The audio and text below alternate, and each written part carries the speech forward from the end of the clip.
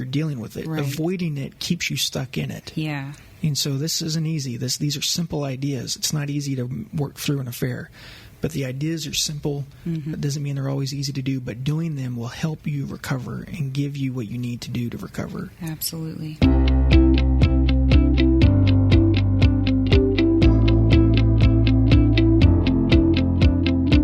You're listening to Healing Broken Trust podcast with Brad and Morgan Robinson. This podcast is where we talk about healing from affairs, infidelity, trust, and cheating in your relationship. If you're wanting to heal your marriage, this podcast is for you. This episode, episode 9, is where we talk about ground rules for talking about the affair. And just as a reminder, go to healingbrokentrust.com/episode 9 to download your free resources.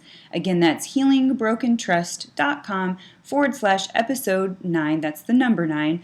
Download your free resources and walk through those resources as you listen to these episodes. You'll find it's very, very helpful. So let's get started.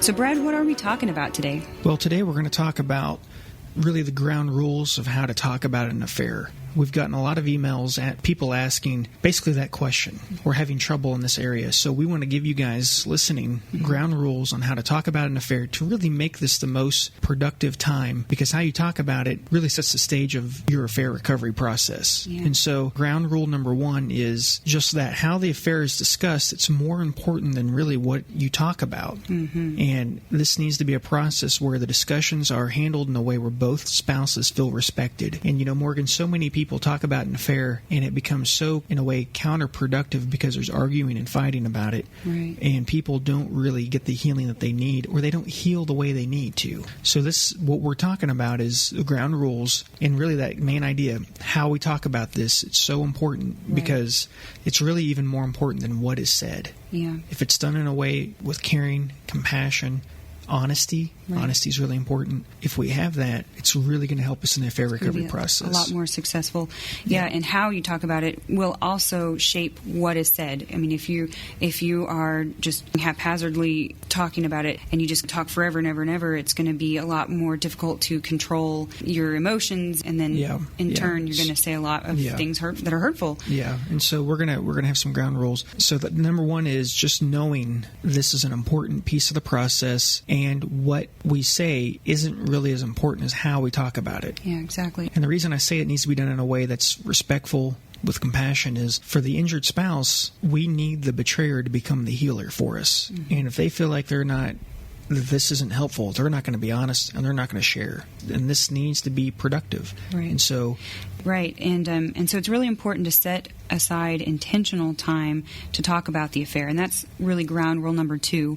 Setting aside that time is so important. In the beginning, you'll find that you want to talk for hours, but as the process of healing moves forward, you may find that the longer you talk about it in any given period, your conversations begin to be less and less productive. You should schedule time to talk about this, because this is one of those things in life, just like exercise or dieting, where if you're not intentional about it, you're probably not going to do it as the betrayer. Right. You're just going to want to avoid it. Well, you've said at certain points, cut it off, because it'll be much more productive that way. And I'm going to get into that later more specifically. But the idea with this is setting aside time gives you a break from dealing with the affair.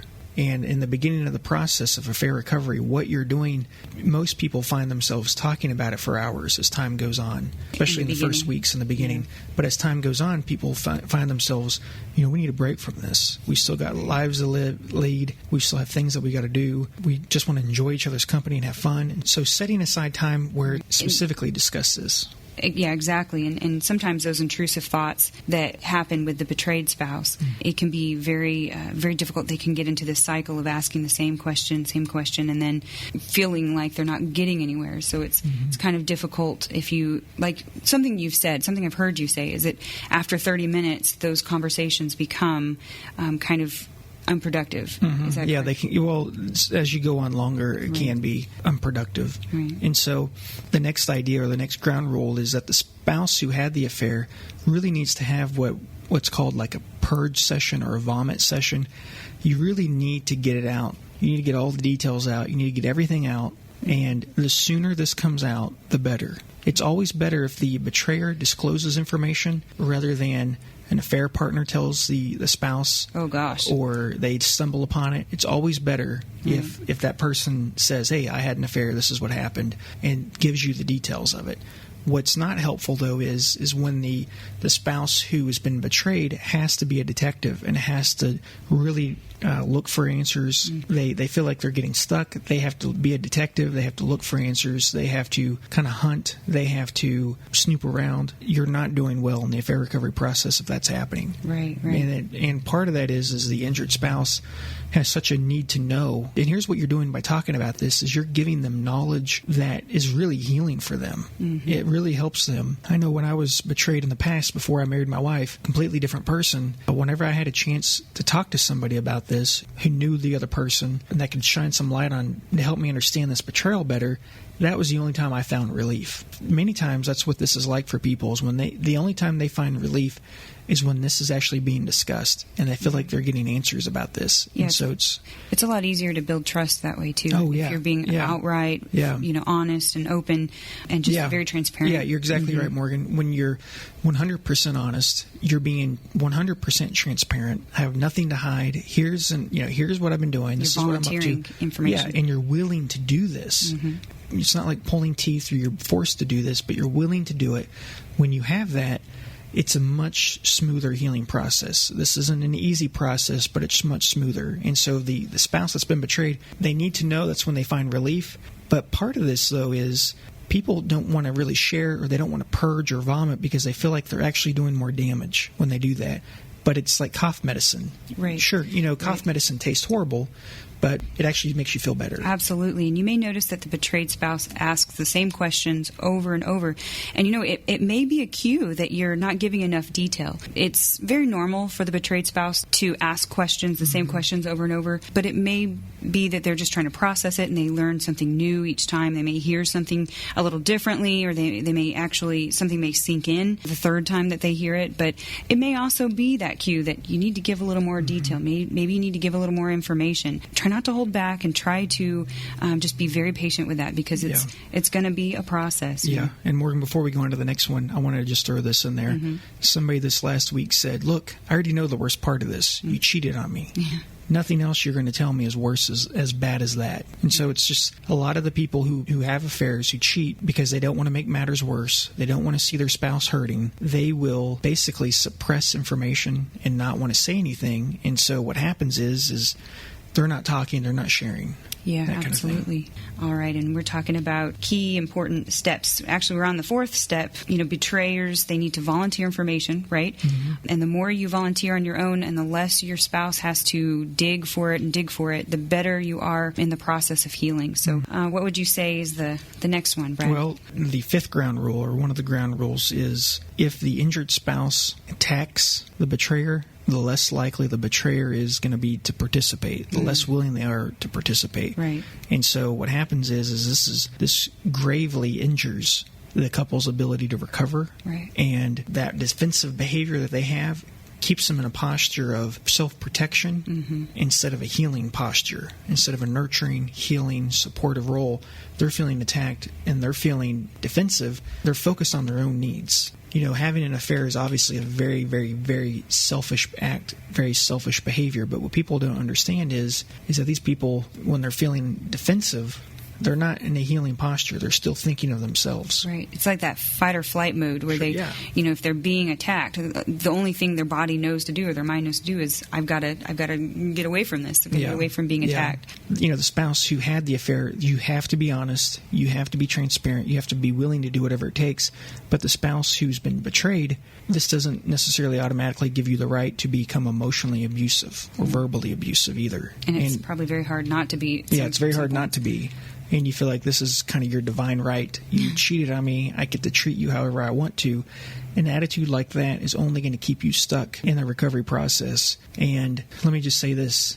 In the beginning, it's very hard not to feel a sense of entitlement. And not just in the beginning. It could be for several months. But having a sense of entitlement, like you owe me, that, especially when it comes to talking about this, those are things that you have to work through. But if you have this, you betrayed me, now you have to walk, walk the line, walk right. on eggshells. That long term does not work out into a very good marriage. That works short term when recovering from an affair because it helps, but it's not really the way to rebuild a marriage either. And that also can be helpful if you start to find yourself going into that process, into that negative cycle, that 30 minutes, keeping it short will help you to not start becoming that critical, angry person, would you say? It's the idea of open limitations. You can bring up a question really at any time as time goes on, and there's still the need to talk about this. With open limitations, you're able to talk about it at any time, but no longer than 15 to 30 minutes. Really any question, and we're going to talk about in a minute the types of questions you don't want to get into and ask. And it's really anything that makes you more obsessive, like sexual details or love letters or correspondence of that type. Just seeing I love yous. That makes it worse. But what I'm trying to say is, if you find yourself talking about this and it's not being productive, you feel like you're getting angry and heated, there is the need to talk about it, but how we talk about it is so important. So if you find yourself really in the first 3 minutes not getting anywhere talking about this, you're better off taking a break for at least 20 minutes. Because, again, how you talk about it is so much more important than what you talk about. And the reason I say take a break for 20 minutes is our heart rate gets around 100 beats per minute. We enter that fight or flight mode. Oh, right. And what happens is blood is leaving our brain, it's flowing to our feet, and we're no longer thinking objectively. We're no longer being really rational. And that's when you're more likely to have cases of domestic violence, or people punching holes in the wall, or just doing whatever, just doing really stupid stuff. Yeah, that physiological response. Yeah, you have a physiological response. And so if you find yourself getting there, what you can do to make this time more productive is take a 20-minute break. You can turn off the lights in the house, turn down the temperature in the house, drink something cold, and doing those things. Breathe deeply. Yeah, definitely breathing deeply. Taking deep breaths like that, just in and out, doing at least 6 deep breaths a minute. And that's with your stomach. Or 10 deep breaths a minute, breathing from your stomach area. And what all this does is it helps you cool your body down, helps you lower your heart rate, so this becomes more productive. We're dealing with trauma. And when we have trauma, heart rate rises quicker. Things are more likely just to kind of snap. Things are more likely to kind of get out of hand. And so if we follow these steps that I'm outlining, it's going to be much more productive. And as the injured spouse, it's going to help you heal much quicker, because the betrayer isn't going to think, okay, they're crazy, or why talk about this? You're letting me know when I tell you new information. You're going to snap. You're going to snap, and Right. I shouldn't tell you. Right. And this is what you need to know as the betrayer is, the more they know about this, the better they're going to feel, and they're actually getting better. Right. Kind of as we said earlier, it's like cough medicine. Yeah. It tastes horrible, and you have to pinch your nose and tilt your head back, and you don't want to really do it. But in the couples who do this are the couples who do the best. Right. And that's why we're telling you to do this. Right. It's like the healing medicine. It just is. Talking about it. Yeah. It's painful. And there's not a better way. Right. There's really not a better way. And so it's worth it. So these are the ground rules. And so that's kind of where we're at. Okay.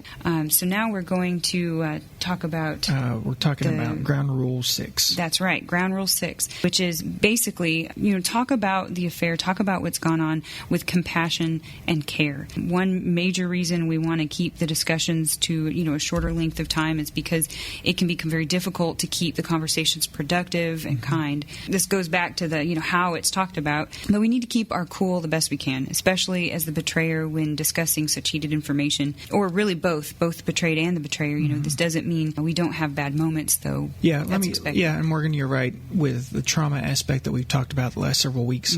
There is going to be people snapping. And what I mean by snapping, people getting upset easily. Yeah. You have the exaggerated startle response. You're going to be those nerves are exposed. Your nerves, your anxiety, your heart rate increasing. People are going to be upset talking about this. That's not a reason not to talk about it either. Right. And so, but it needs to be done in a way, the best possible way, where people feel safe, people feel secure, that kind of thing. And so part of this, us talking about it with care and compassion, is the injured spouse. What I tell people to do in my office is, as you talk about this, really journal your anger onto paper. Journal and vent your feelings on the paper. And it's just as effective as really talking to somebody about it. You talk to somebody, they're going to be able to give you ideas and feedback. You're not going to get that when you journal or write down your feelings about this, but if you turn, like I've mentioned repeatedly throughout our broadcast today, if you turn and direct your anger towards your spouse in this, they're not going to really want to be there to help you. Right. No matter how much shame or guilt they feel, their guilt and shame is actually going to keep them from talking to you about it more. Right. Because they're like, gosh, I've hurt them so bad, and I see them getting angry and upset, and so so... And I already feel bad. About it. I don't want to make them feel worse. I'm only going to feel worse. Yeah, and I feel worse now because I'm making them feel bad. Yeah, and so what you need to do is really journal about this. And what I mean by journal is just take out a pen, take out a sheet of paper or a journal book or a diary. Write in that your emotions, your feelings. Write letters to the affair partner. Write letters to your spouse. But don't send them. Yeah, do not send these letters. And take it outside and burn it. Get it all out. Get it all out of your system. Put it all on paper. You're only writing for yourself. It's nothing that your counselor needs to see. It's nothing that your spouse needs to see. Anybody else needs to see. You can write prayers to God. You can write whatever you want. But the thing is the process of writing has the same effect on you psychologically as verbally telling somebody that. And so when you first start this, though, there is a side effect. You're probably going to be sad for a couple hours, and you're probably going to be angry after you do it for a couple hours, maybe even a couple days. It just kind of depends. But it's just like cough medicine. It helps you deal with it. And like we talked about when we were talking about trauma, you have to deal with this. Avoiding it is only going to keep you there. And so journaling about this, writing about it, putting it on paper, what that's helping you do is you're getting it out of your mind. You're getting it on paper. You're not thinking about it as much. But it's going to help make these talks that you guys have much more productive because you're not channeling your anger and these negative emotions onto your spouse who's betrayed you. And they're going to feel like, okay, I can talk about this. We can talk about this more. I'm not saying that you should not tell your spouse, I'm really having a bad day. I really feel down. I'm not saying that you should feel like you have to walk on eggshells around your spouse, either one of you. But if we just kind of always unload on them and verbally bash them, and in some cases verbally abuse our spouse, they have no incentive because they feel like they're only doing more damage by talking about this with you. But if you journal it on paper, put it on paper, it's going to help you find peace. It's going to help you find relief. It's going to help you find really just that peace of mind. And it's going to help you have more care and compassion. It's going to make this a much smoother process. So you got to channel this stuff on the paper. And then what you can do is just take it outside and burn it. And you can watch it go. It's just going to bring more closure and more peace. And that's something that you're going to have to do, several times. It's not a one-time event, but it's going to be something that you do repeatedly throughout the process for the next several months moving forward. But it's going to bring you healing. And the more you do that, the people who do that the most, Morgan, are the ones who get the best care, who get the most out of counseling. Interesting. Yeah, that's very interesting. I can see that. In my own experience, I've found that journaling is very, very helpful. Mm-hmm. And it's funny that you say that you'll be upset or angry for a few days, and you don't even realize it sometimes that, gosh, yeah, I'm in a real poor mood, and it makes sense. I just journaled out on this book. Yeah, but it is bringing things up to the surface. But that's not a reason, in my opinion, that's not a strong enough reason to not do it. Right. It's a good thing because you're purging. You're getting it out. You're getting it out. You're dealing with it. Right. Avoiding it keeps you stuck in it. Yeah. And so this isn't easy. These are simple ideas. It's not easy to work through an affair. But the ideas are simple. Mm-hmm. That doesn't mean they're always easy to do, but doing them will help you recover and give you what you need to do to recover. Absolutely. And so basically, journal. The people who do that recover the best. It's going to keep you from getting riled up about this. Absolutely. And the thing that Brad was talking about with, limiting that time that you talk with each other about certain issues, especially if you find yourself going off into, getting upset. But as you journal, you can write down the questions or comments, write them down, save them for that time, think them through a little bit, because then, when that limited time that you have, that you've placed on your conversations, you're really going to have a more productive conversation. You're really going to have more of your questions answered probably in a more productive way because you've thought them through. You've really written them out and kind of considered, what do I really need to know? What do I really want to know?